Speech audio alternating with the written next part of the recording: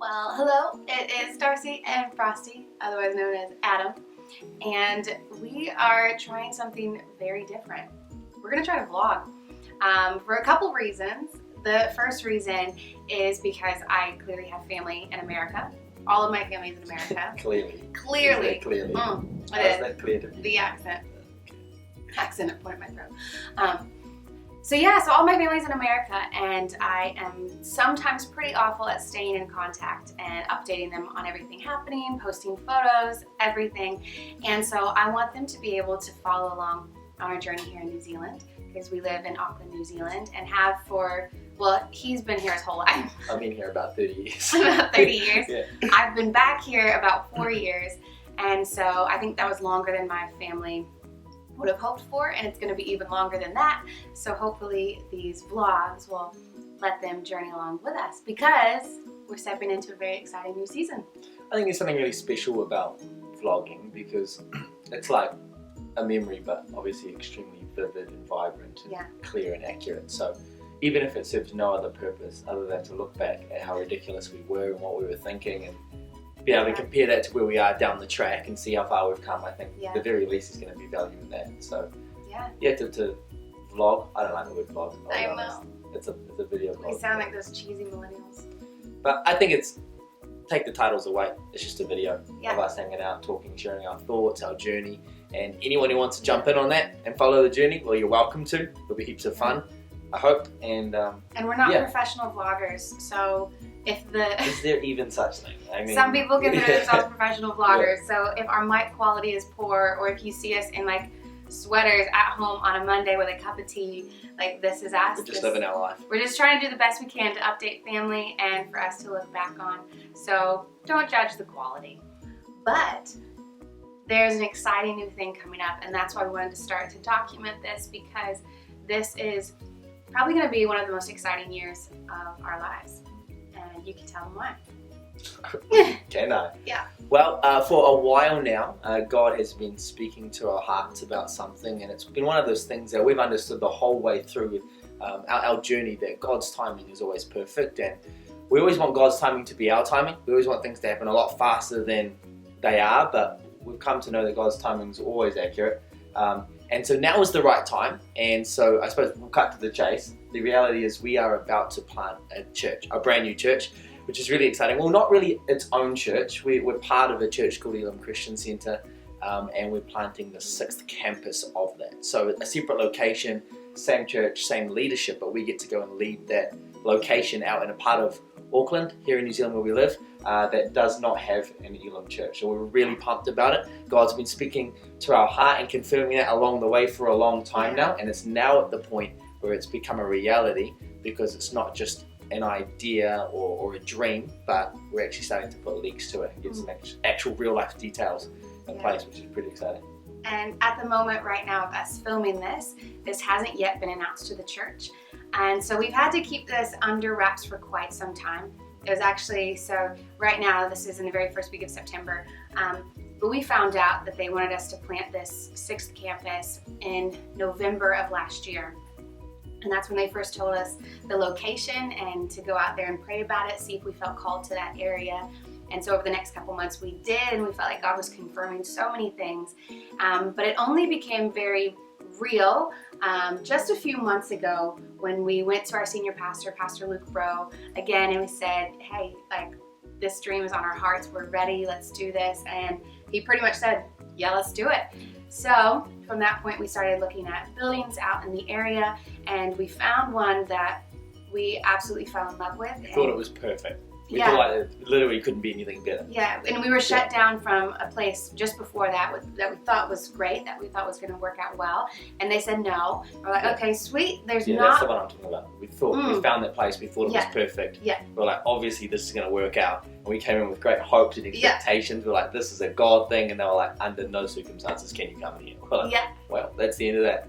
And he even tried to go back to them and was like, okay, how about this? And he tried like a couple times to go back, and they're like, yeah, no.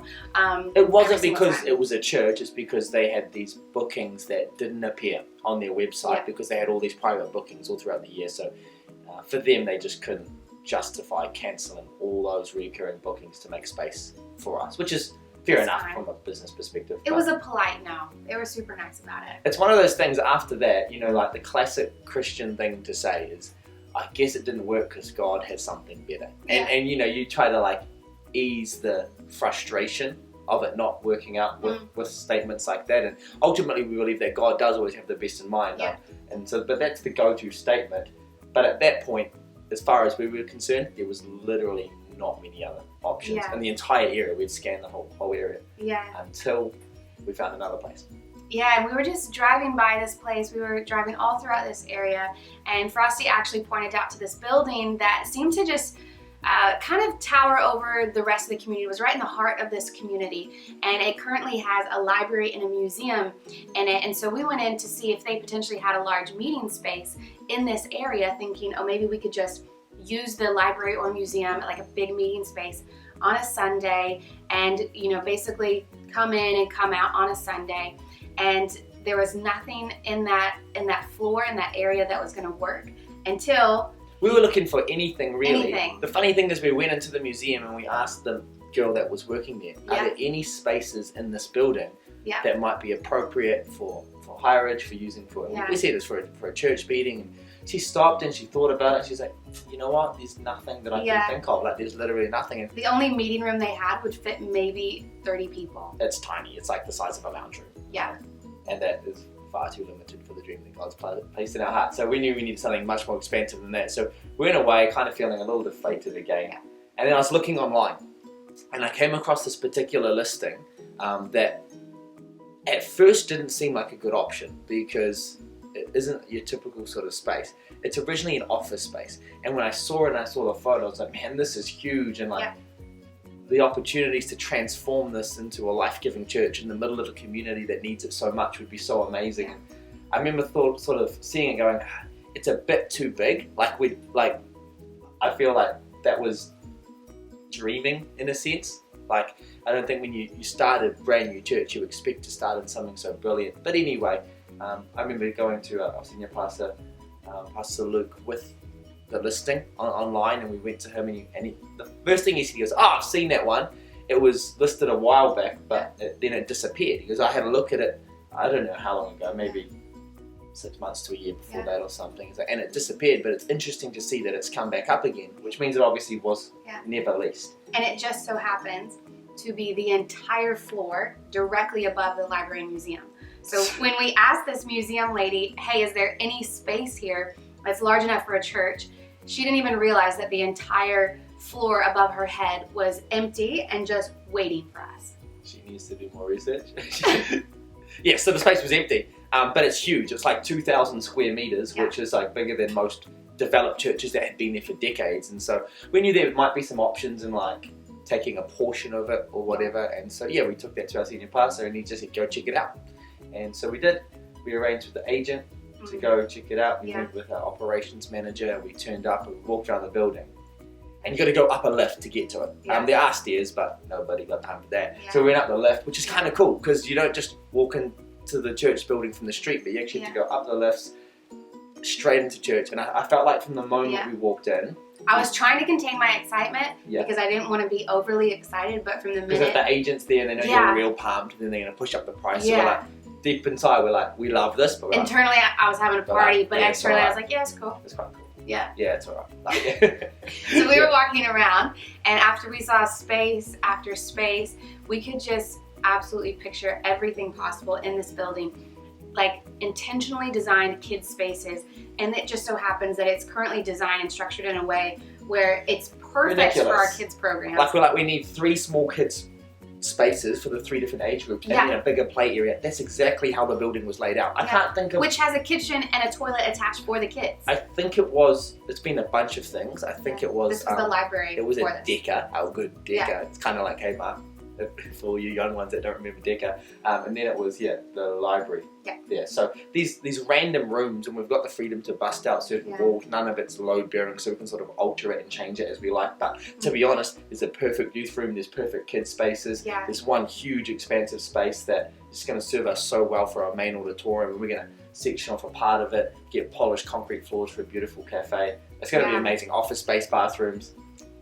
Dream. I can't wait. But we'll tell you more later because this building is now almost confirmed. So we're just waiting for the final paperwork to go through so that we get the tick of approval and the keys to go in. And I just find it funny because not only did God have something better in terms of a church space, way better than that initial place that we had applied to, but also earlier this year, we applied to be on the block in Zed, which how could they not pick us? How did they not pick us? We would have been great. I'm still offended. But you know what? 3 Now missed out. Or Channel 3. Yeah, 3 Now, that's what we have to watch it on. But anyways, so we applied for the block, but I'm not a permanent resident yet, and so I think they just denied us straight away. But anyways, God had something better because instead of just renovating like a single apartment, we get to renovate an entire church this summer. Which is funny because we have zero renovation skills, and obviously we don't have to take that sort of project on ourselves. We'll get some professionals in to do the right stuff, but painting, sanding things down, designing, dreaming. Yeah, we're just so excited to like get a group of people together, chuck ideas around, like just start dreaming what the spaces could become. Not just, you know, a kid's space that has a painted wall and some toys on the floor, but just purpose-built places that kids love to come to. Cafe space that's inspiring, it's great for community. We're gonna have coffee on the pump all day, every day. It's just gonna be incredible, and I can't wait to have people on the journey with us. We don't have all the best ideas, but we know that there's people around us that have great ones. We can't wait to journey this whole design and development process with them. And it's gonna be absolutely incredible to see who wants to come with us on that journey, who's already moving out to that area. So we can't wait to have our first interest night in a few weeks and get small groups running, get small groups going. And yeah, we hope to launch early next year, like end of Feb, early March. We'll see how the plans go. We haven't told people where yet. Yes. So the area that we are coming to is the Papakura district. Papakura, Drury, Takanini, Karaka, Clevedon, Opaheki.